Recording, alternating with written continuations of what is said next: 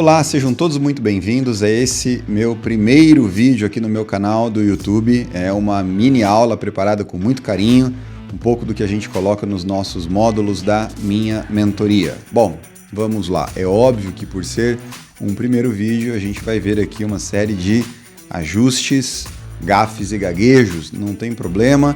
Eu espero mesmo que esse conteúdo possa beneficiar você aí que tem interesse naquilo que a gente se propôs a trazer por aqui, tá bom? Bom, a gente precisa levar em consideração, primeiro, o que trouxe a gente aqui, que é aquele tema ali meio que provocativo que eu coloquei recentemente do tal do é proibido demitir, tá bom? Mas antes disso, rapidamente algumas ponderações e considerações.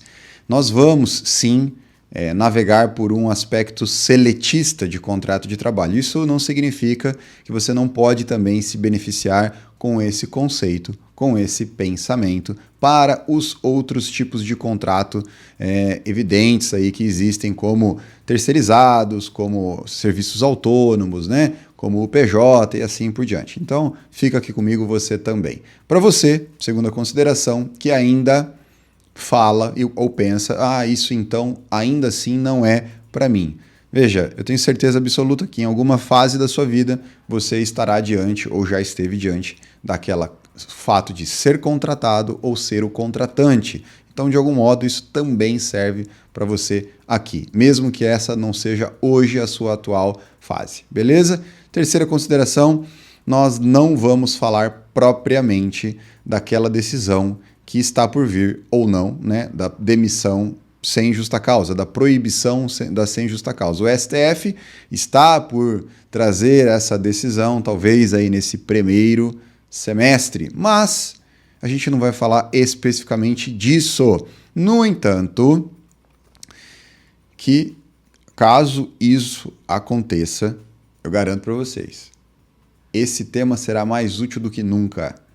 Caso haja a decisão da proibição da demissão sem justa causa, ali sendo julgada e decidida pelo STF, eu tenho certeza absoluta que esse tema fará total sentido para todos. Não tenho nenhuma dúvida sobre isso. Beleza? Então, seguimos adiante. Agora, independentemente, se houver alguma ação sobre a nossa legislação atual, alguma intercorrência, alguma interferência sobre a nossa legislação atual ou não, independente disso, este é um tema que de fato fará sentido para quem está com muita vontade de melhorar a performance do seu processo de gestão de pessoas. Por quê? Porque nós vamos buscar aqui elementos básicos no conceito dessa relação e essa troca de expectativa versus entrega no ambiente corporativo, que é o que mais incomoda aí quem realmente busca implantar qualquer outro tipo de projeto de gestão estratégica de pessoas. A gente vai falar aqui um raizão bem básico, eu tenho certeza que fará sentido. Isso nada mais é do que também um reflexo desses mais de 20 anos de experiência e a gente trouxe na nossa mentoria nos módulos, de algum modo eu recorto isso para essa mini aula. Beleza? Entendidos até aqui? Vamos adiante. Pessoal, para a gente introduzir esse assunto, não tem como a gente não ir de encontro, abraçar essa questão da tal da demissão por justa causa. É um tabu, eu sei, isso é um tabu dentro do ambiente corporativo. A gente escuta aí as pessoas até que quando falam sobre a demissão por justa causa, parece que estão falando assim, alguma coisa meio sombria, falam até em tom de voz mais baixo, sei lá, com medo, parece que existe um medo de alguma coisa. E eu vou explicar de onde vem esse medo e como a gente não tem, como tirar essa visão distorcida sobre este tema. Para isso, eu ouso a dizer a vocês, é um dado perceptível, obviamente, a ideia é não trazer condições técnicas aqui, senão seria um tanto quanto chato e nada construtivo, mas eu ouso a dizer a vocês que 90% das demissões e dos desligamentos que ocorrem nas empresas, seja a sua, que você tem, ou a empresa que você trabalha, ou que você trabalhou, ou que você trabalhará, elas ocorrem 90% aproximadamente de maneira equivocada, de maneira errada, tá bom? O que me leva a uma segunda conclusão, de que vai continuar. de que obviamente a tendência é continuar, salvo se você colocar em prática o que eu proponho aqui para você, tá? Experiência prática dos nossos clientes que de fato colocam isso num viés sério, com cuidado, com carinho e aplicam a nossa metodologia de cabo a rabo, tá bom? Vamos lá. Bom, eu disse a vocês também recentemente que o pedido de demissão, aquela modalidade de rescisão de contrato de trabalho, ela deveria, a pedido de demissão, o pedido de demissão deveria estar em primeiro lugar em ranking nacional.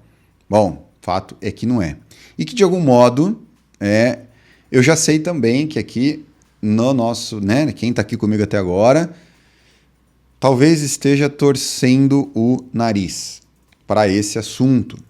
Por quê? Porque talvez incomoda e tira você aí de uma certa zona de conforto ou uma tendência comportamental. E o que isso quer dizer? Isso quer dizer que, infelizmente, você pode no futuro ser taxado de uma carreira como um seletista de 5ª categoria. Eu vou te explicar isso por quê. Então eu te convido, sem nenhuma ofensa, sem nenhuma pretensão de ofendê-lo, eu te convido a acompanhar também esse bate-papo comigo aqui, porque eu tenho certeza que se você colocar isso em prática na sua vida profissional, na sua carreira, essa metodologia nossa vai ajudar a você a tomar certas decisões ao longo do seu dia a dia, diante de certas circunstâncias que promoverão a manutenção adequada da sua carreira. Obviamente que você vai construí-la de um jeito diferente, então fica aqui comigo também. Eu te garanto que isso fará a diferença se você colocar em prática na sua vida pessoal profissional. Beleza? Tendo em vista então que talvez 90% dessas demissões ocorrem de maneira equivocada, o que temos de gente por aí recebendo então uma medalha de ouro no peito, sendo reconhecidos por comportamentos e condutas profissionais inadequadas. Ou seja, é um prêmio indevido e isso está acontecendo a rodo.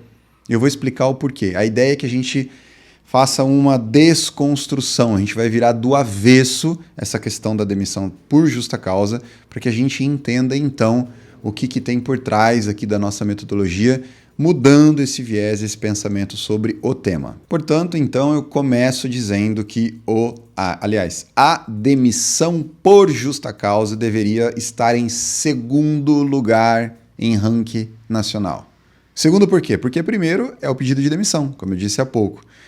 Deveríamos ter o pedido de demissão como primeiro lugar de motivos de desligamento, de rupturas contratuais. E em segundo, a demissão por justa causa. Eu vou explicar isso como. Por quê? Obviamente que sem nenhuma pretensão aqui de mudar um dado nacional, mas muito, muito comprometido e dedicado a mudar o seu cenário, o cenário da sua empresa, o cenário do seu time, o cenário da sua própria carreira, beleza? É óbvio que cabem algumas exceções, mas elas são raras. A nossa metodologia, ela não se aplica para raras exceções e eu vou trazendo ao longo do tempo aqui essas exceções. E aí, eu preciso dizer a vocês que é com muito orgulho, com muita responsabilidade, que a maioria dos nossos clientes que levam de fato, aliás, todos os nossos, eu não tenho nenhum receio em dizer isso, que todos os nossos clientes que colocam em prática a nossa metodologia, que seguem à risca o passo a passo, são empresas que não demitem mais. E olha, sem nenhum romantismo, então, se você não acredita nisso, eu posso dizer para vocês que essas empresas, elas pouco demitem, elas reduziram significativamente os desligamentos dentro do ambiente corporativo, principalmente as demissões sem justa causa. Bom, como isso pode acontecer? É essa manobra que eu quero trazer para vocês aqui, uma manobra extremamente responsável, certo? Com muita dedicação que há de vir de quem está aqui talvez recebendo esse conteúdo, mas que levará a sua empresa, que levará essa manobra, a sua própria carreira para um ambiente onde você pode ter um baita processo de gestão, um processo pica mesmo de gestão, que você vai ter ali resultados efetivos e vai implantar uma cultura organizacional de verdade, beleza? Quando a gente fala então em demissão por justa causa, o que vem à mente em primeiro momento assim são aqueles casos mais absurdos, certo? Aquelas condições ali mais evidentes, como por exemplo, o abandono de emprego, a agressão, né? O furto, a falsificação de documentos, enfim, o assédio, a embriaguez, situações que trazem ali no contexto elementos mais palpáveis.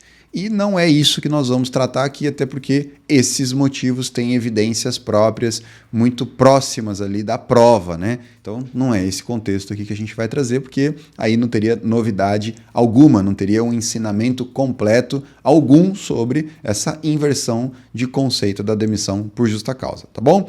Acontece que tem um carinha na alínea E do artigo 482 da CLT, o artigo que fala sobre a demissão por justa causa. Essa alínea traz o seguinte nome, desídia, e nós vamos nos apoiar para a construção desse raciocínio exatamente essa figura da desídia, tá bom? E para que você entenda isso, eu quero trazer, presta atenção aqui comigo, eu quero trazer para vocês aqui alguns movimentos importantes que, de algum modo, você talvez já esteja próximo disso, mas a gente precisa contextualizar para entender como, então, se aplica a metodologia.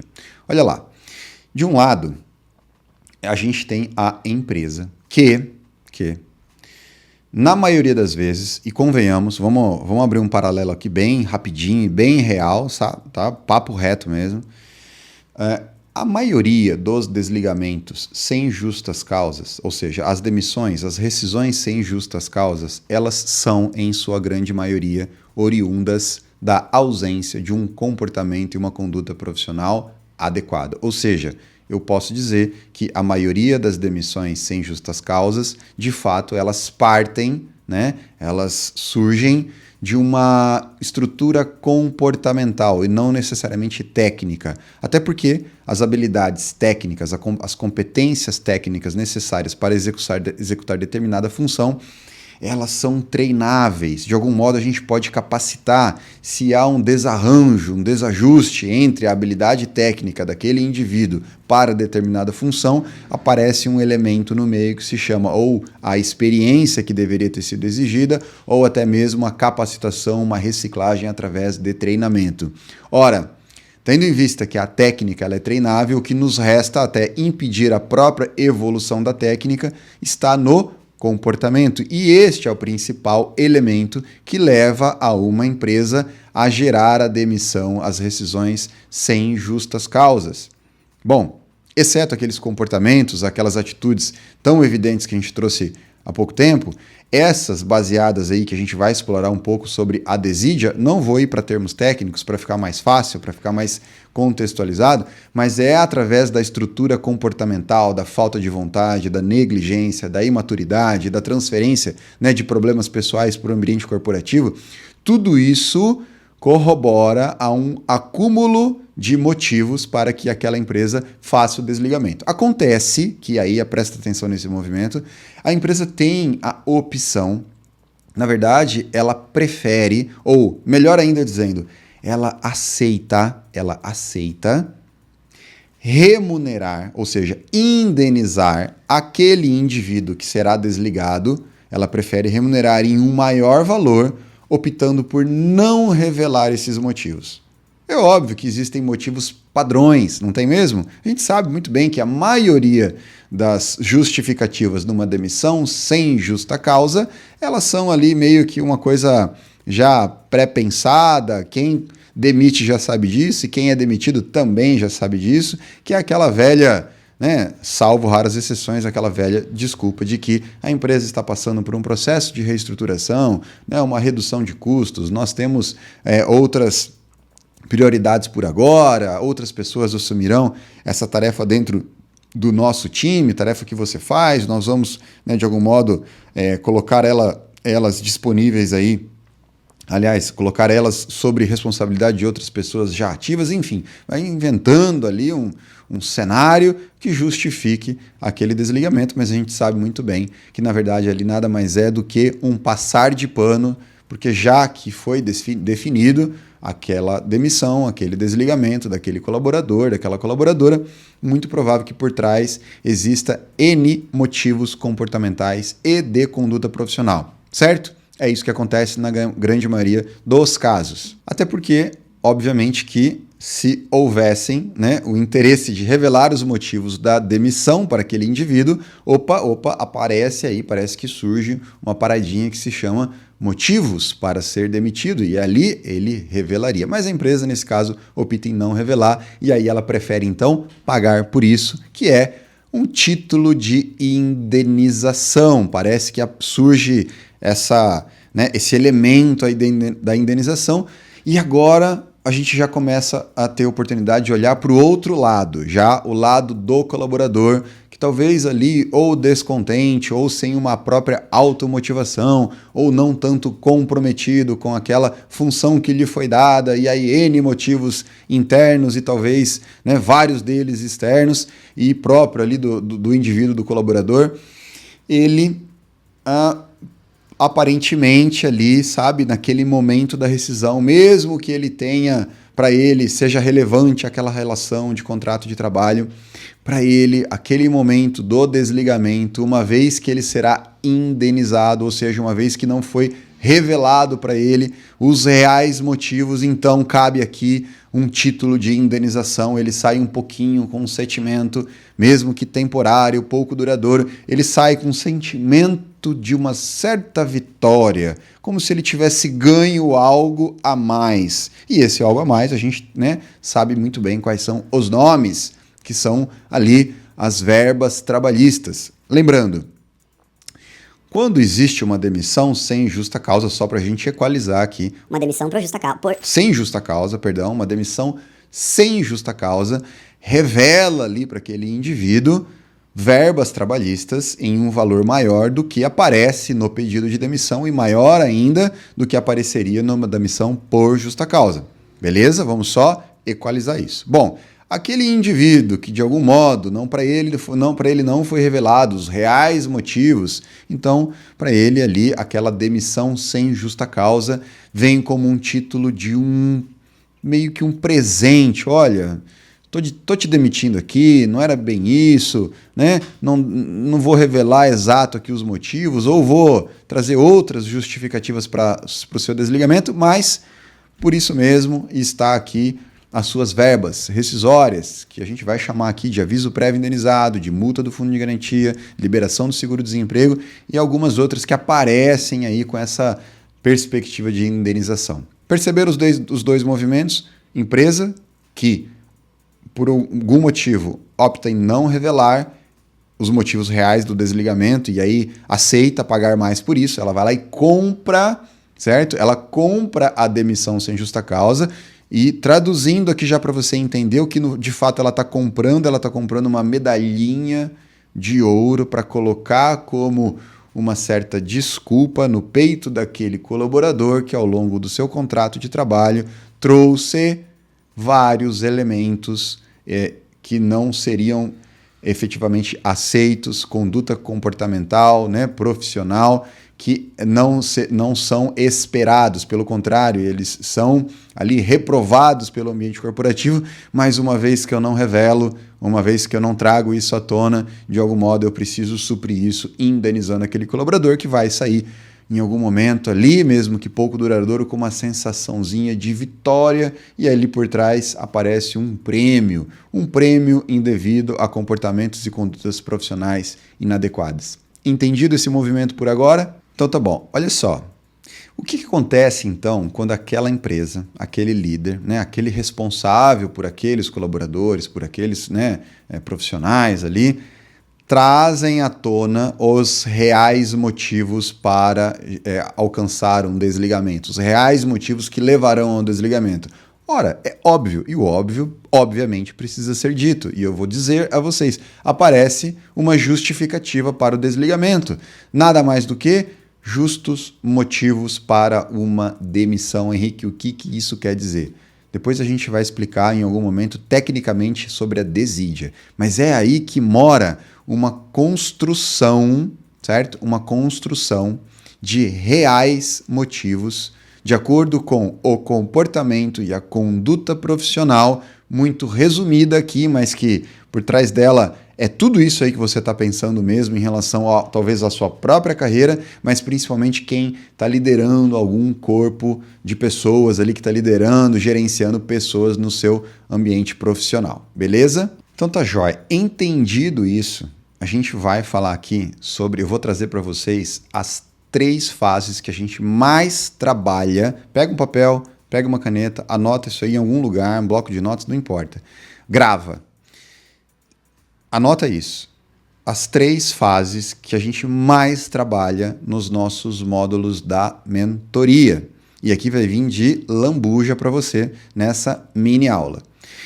Essas 3 fases, elas são classificadas como a primeira, uma fase de plantio, certo? Ou seja, trabalho árduo, contínuo, permanente, genuíno.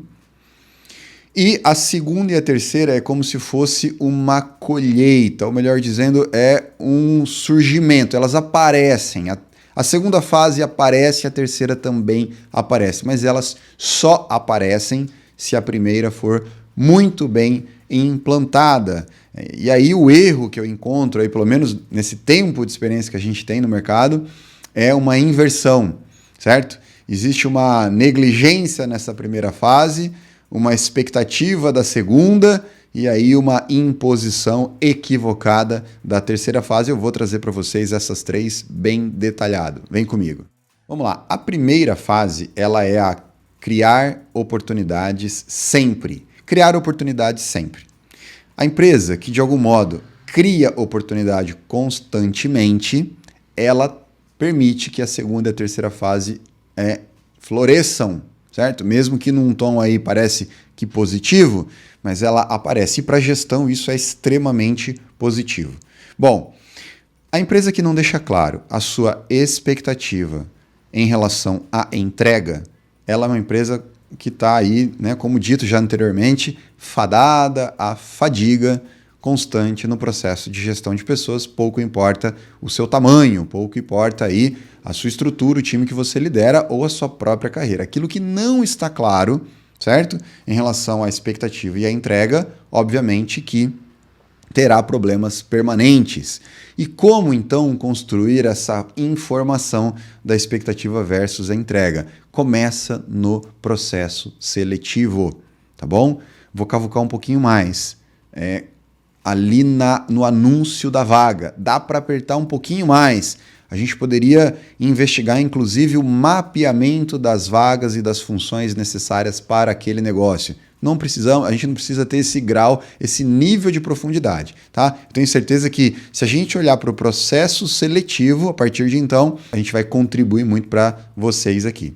Bom, o que é isso? É formalizar o que eu tenho mesmo como expectativa para que eu me aproxime da entrega. E aí me desculpem, a responsabilidade desta primeira fase, ela é gratuita, genuína, tem que ser generosa, feita pela empresa e pelos seus porta-vozes.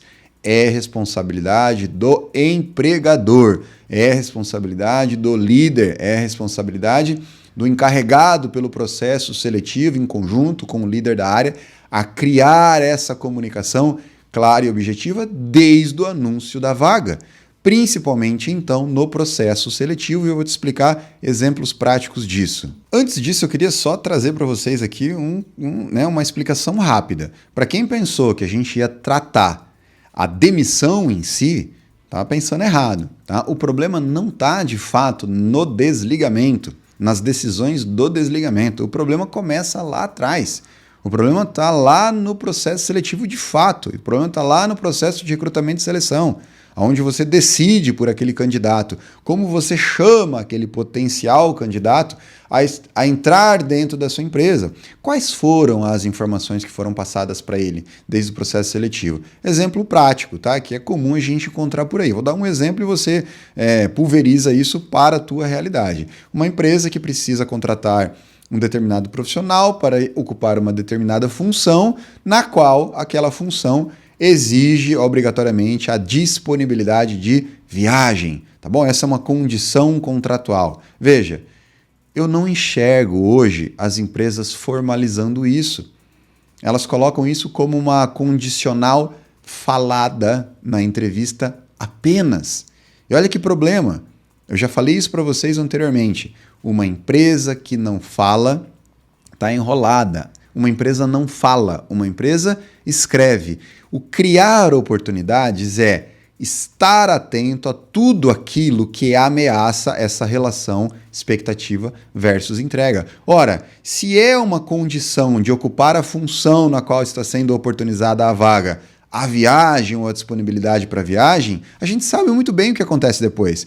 Eu faço entrevista, gosto do candidato, ele tem ali condições, né, iniciais para poder assumir a vaga, ele até pode ser um bom profissional, mas é muito provável, vi isso acontecer, não foi uma, não foi duas, não foram só 3 vezes, foram várias, e não só para essa questão, eu só trouxe um exemplo aleatório, mas aquela condição contratual ao longo de um determinado período, e ele ali vai entre 3, 4, 5 meses, ele pode começar a aparecer, que é uma objeção àquela condição sustentada por um problema individual que está sendo trazido no colinho, um jeitinho ali de ninar esse problema individual que surgiu, que apareceu, que inevitavelmente eu nem tenho como saber se isso de fato existia ou não, ou de fato apareceu, mas aparece ali naquela relação de trabalho como um bebezinho que precisa também ser cuidado pela empresa, e esse é um grande problema. Por quê? Porque existe uma ausência de formalização nessa condição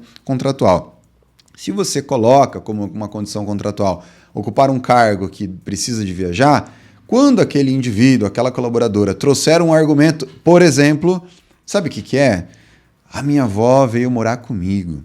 Sabe o que é? Eu entrei num curso agora, puxa vida, não tem como viajar mais tanto assim. Essas objeções, que mesmo que baseadas em informações verídicas, né, reais, elas afetam a relação contratual. Eu estou falando de uma condição simples, tem várias outras que vocês já podem imaginar por aí. Ora, se eu formalizei aquilo e deixei claro, ou seja, eu criei uma oportunidade na nossa relação entre contratado, né, e contratante, deixou claro ali a responsabilidade do contratante, então na posição do contratante para o contratado, aquela condição, ela não pode ser simplesmente afetada por uma objeção externa. É óbvio que vai caber ali uma flexibilidade, uma conversa, uma necessidade de falar sobre o assunto, talvez ajustar alguma coisa, mas ela não vai vir mais no colo de uma instituição e falando assim, olha, os meus problemas pessoais hoje impedem a minha condição contratual que eu combinei com você em seguir lá prometida naquele processo seletivo. Isso é péssimo. Então, criar oportunidade vai navegar desde o processo seletivo. Quanto mais ainda na manutenção do contrato de trabalho. Criar oportunidades é aproximar esta relação, onde aí vai surgir um universo de ações da empresa para com os colaboradores. Vão surgir necessidades de treinamento, reciclagens de funções, habilidades técnicas e competências. Vão surgir remanejamento, talvez até da própria infraestrutura. Por quê? Porque existe o interesse genuíno do empregador, do líder, em se aproximar, o que é aquela relação expectativa versus entrega. Quando a gente vai para o comportamento, isso fica muito mais evidente. De que modo, gente? De que modo? Bom, eu tenho lá um colaborador que tem um comportamento inadequado, seja ele afetando a própria função, afetando o coletivo, afetando o cliente, afetando a infraestrutura, né? Uma negligência ali na tarefa, desinteresse pela função, né? Ali aquilo que talvez ele está realizando com falta de vontade, e aí a qualidade do serviço, a qualidade do produto passa a ser entregue de uma maneira negativa ou de uma maneira comprometida. Isto precisa ser o quê? Aproximado. Relação, expectativa versus entrega. Você precisa falar para ele. Lembrando que uma empresa não fala, uma empresa escreve. Então você formaliza aquilo que está sendo afetado na relação expectativa versus entrega. Se houver, você aí, né, me ouvindo, se houver uma proximidade entre expectativa versus entrega de maneira formalizada, e muito bem dedicada, a gente está aqui preenchendo essa primeira fase, deixando ela robusta, que é o quê? Criar oportunidades sempre. Maravilha, tendo em vista que essa primeira fase foi muito bem preenchida, você entendeu aqui a pegada, ou seja, você vai realmente formalizar tudo aquilo que precisa aproximar a expectativa versus a entrega e está aberto a adaptações por conta ali, né, das necessidades de adaptação, seja da função, seja de treinamento, seja de habilidades e competências, seja de infraestrutura, enfim, está aberto a esse criar oportunidades sempre para os dois lados. A segunda fase, ela surge. A segunda fase, ela de algum modo, ela aparece. E o que é a segunda fase? É dar o direito de opção. O que é isso, Henrique? Olha, eu criei um campo, um universo de oportunidades permanentes e constantes. E aquele colaborador, aquele indivíduo, ali, naquela relação de oportunidades criadas e formalizadas, não esqueçam disso, formalizadas. O que é formalização? É a criação de vários tipos de documento que podem surgir. É um plano de desenvolvimento individual, é uma nova descrição de cargo e função, é uma ordem de serviço ou uma ordem de produção reformulada, é um comunicado interno, é um manual de integração, é um estatuto, né, de conduta e comportamento, enfim, criar oportunidades. Independente do seu porte, do seu nível, você vai ajustando isso. Feito isso bem feito, o que surge é um direito. Você está dando um direito de opção para aquele nosso colega, colaborador ou colaboradora. E o que é esse direito de opção? Eu, na posição, então, de colaborador, olho para aquele universo de oportunidades de fato dadas, eu tenho a opção de continuar ali ou não.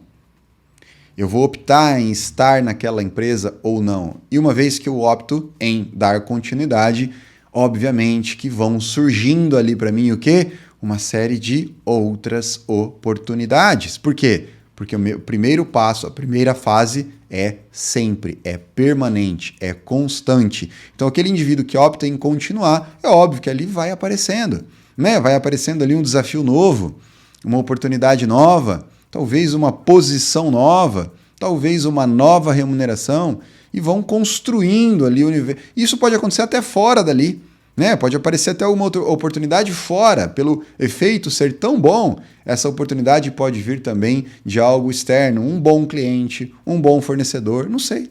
Alguma coisa vai surgir. Relacionamentos, principalmente, esse universo de oportunidades, ele vai preenchendo tudo isso. Mas já estamos na fase do direito de opção. Uma vez que dado e formalizado tudo isso com muito carinho, com muita generosidade, com muito empenho, com muito trabalho, eu também posso ter ali diante dos meus olhos o direito de optar em não continuar.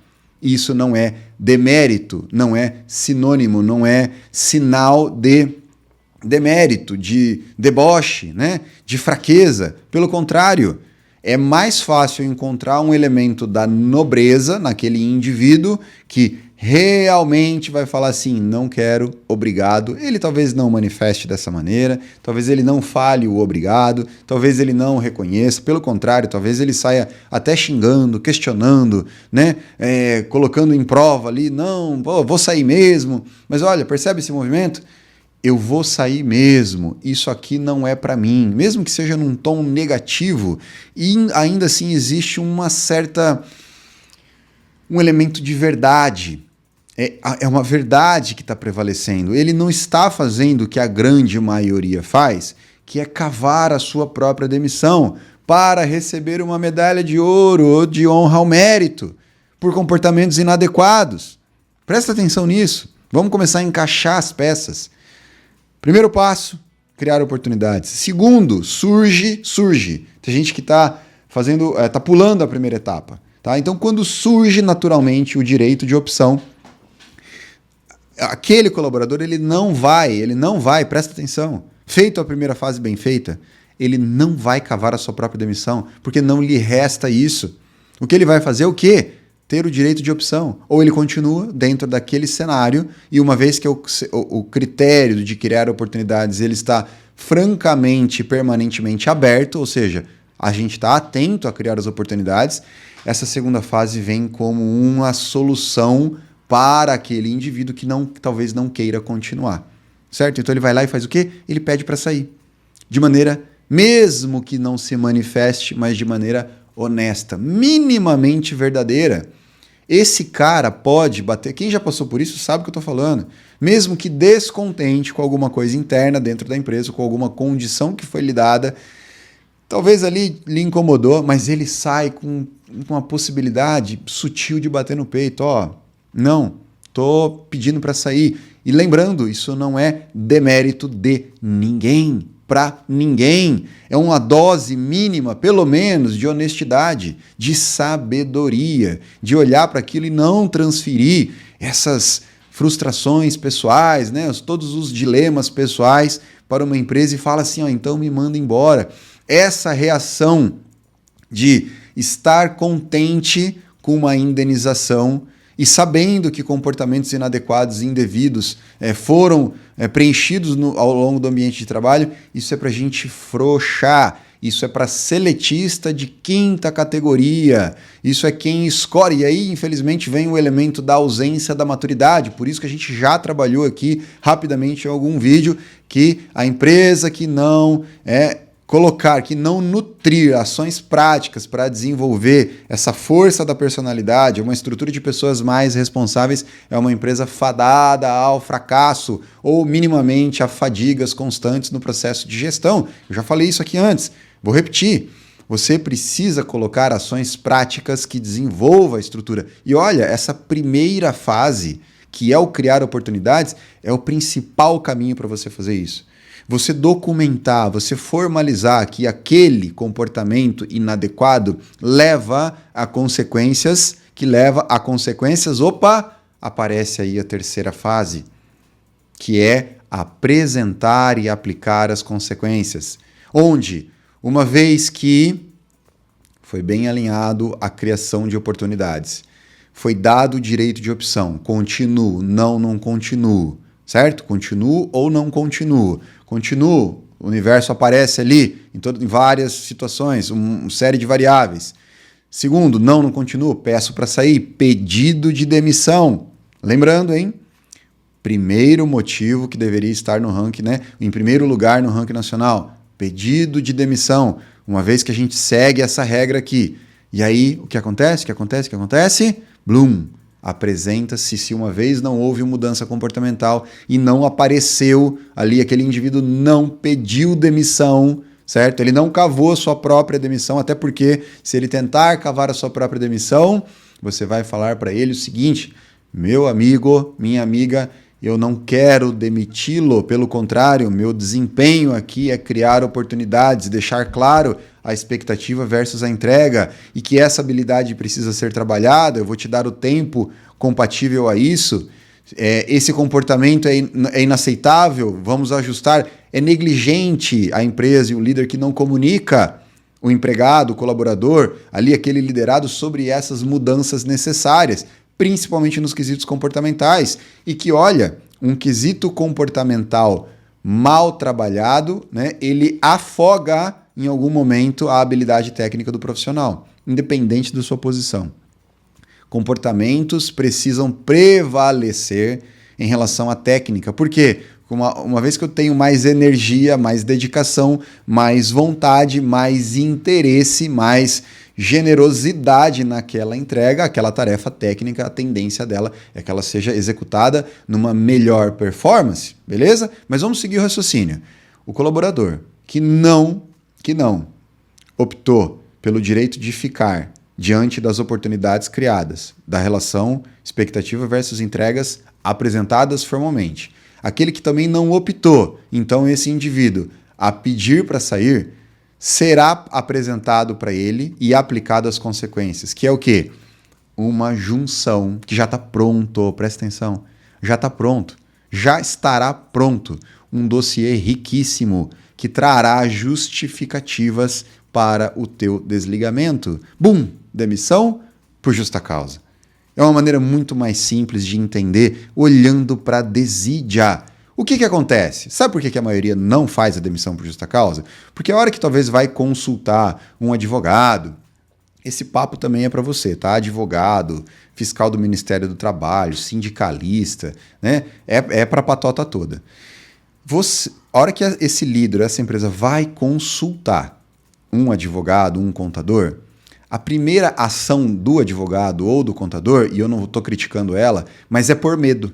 Por quê? Meu amiguinho, não vai aí não. Justa causa dá ruim, dá reversão. Imagina, você não vai conseguir provar. Cara, melhor não, vai lá e paga essa rescisão. Tá bom? É isso que vai acontecer. E aí o líder, o empregador vai lá, cara, eu vou demitir aqui que é melhor. É mais fácil. E quer saber? É mais fácil mesmo. É óbvio que é mais fácil. É mais fácil eu pagar.